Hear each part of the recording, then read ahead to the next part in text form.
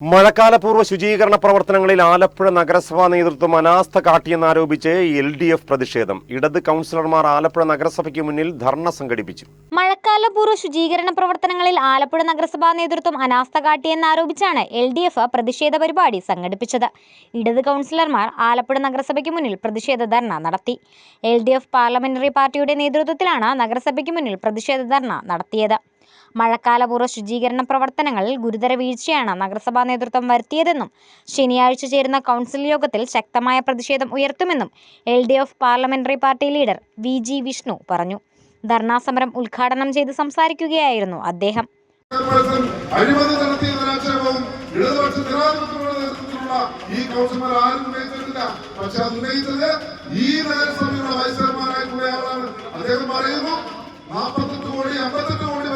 ഒരു തുകയുമായി ബന്ധപ്പെട്ട് അതിന്റെ ചിലവുമായി ബന്ധപ്പെട്ട് ചില ഉദ്യോഗസ്ഥന്മാരുമായി സംസാരിക്കുന്നു.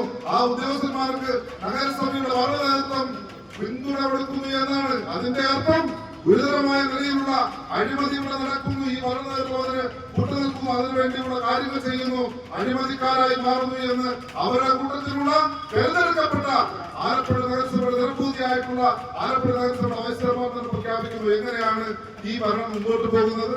എങ്ങനെ ഈ ഭരണത്തിന് മുമ്പോട്ട് പോകാൻ കഴിയും? ഒരു തരത്തിലും സമാധാനപരമായ ഒരു ഭരണം നടത്താൻ കഴിയാത്ത നിലയിലേക്ക് UDFന്റെ ഭരണനേതൃത്വം മാറിയിരിക്കുന്നു. CPI parliamentary party leader Beena Joseph ചടങ്ങിൽ അധ്യക്ഷത വഹിച്ചു. മായ രാജേന്ദ്രൻ, സതീദേവി, രശ്മി സനൽ, KK ജയമ്മ, സൗമ്യ രാജ്, G ശ്രീജിത്ത് തുടങ്ങിയവർ പങ്കെടുത്തു.